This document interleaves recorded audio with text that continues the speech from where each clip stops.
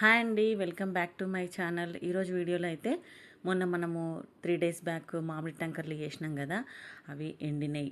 So అవి మీకు చూపిస్తాను. సో నేను ఆ రోజే చెప్పాను కదా, ఇవి ఎండిన తర్వాత మీకు ఒక వీడియో పెడతానని చెప్పి. సో అవి పైన ఉన్నాయి, చూద్దాం రండి. ఇవాళ 2 days అయితే ఫుల్ ఎండబెట్టినాను. ఇప్పుడు ఆల్మోస్ట్ మనకు 4 అయిపోయింది కదా. సో అంటే ఎండ పోతుంది, మ్యాక్సిమం అయితే పోయింది, కొంచెం తగ్గింది ఎండ. మంచిగా ఎండినాయి అవి. వాటిని ఎట్లా స్టోర్ చేసుకోవాలి, ఎట్లా వాడుకోవాలి నేను చెప్తాను.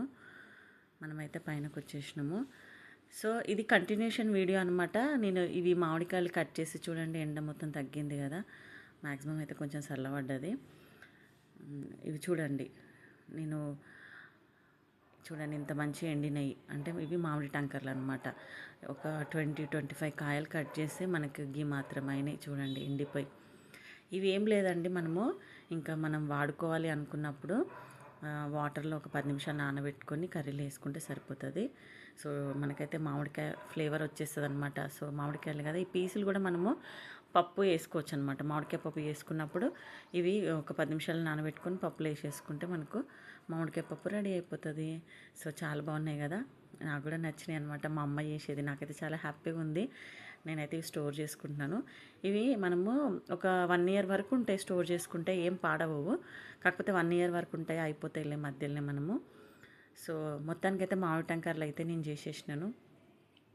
3 రోజులు అయితే మంచిగా ఎండబెట్టిన అనమాట. ఎండకు క్వాంటిటీ తగ్గుతుందని చెప్పాను కదా నేను. ఆ రోజు మనం కట్ చేసినప్పుడు చాలా ఉండే, ఆల్మోస్ట్ 2-3 బేషన్లు అయిన ఉండే మనకి ఈ బేషన్తో.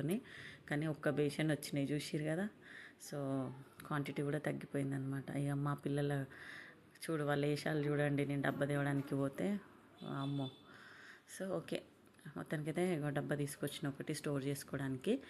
2 తీసుకొచ్చిన. పెద్ద దాంట్లో ఫుల్ అయిపోతే ఒకవేళ ఏమన్నా మిగిలితే ఇంకో దాంట్లో వేద్దాము.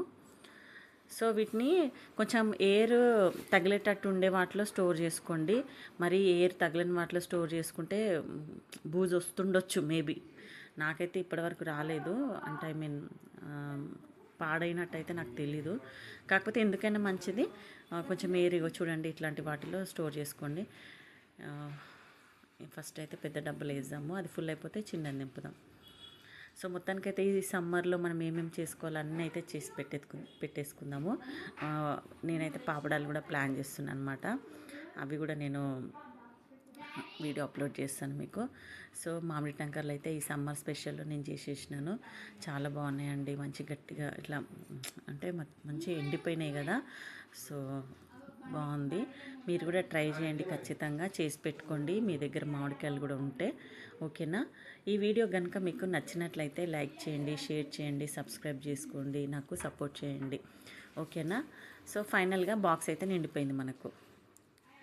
నేనైతే మంచిగా వర్షాకాలంలో వీటితో అన్ని కూరలలో వేసుకుంటాను.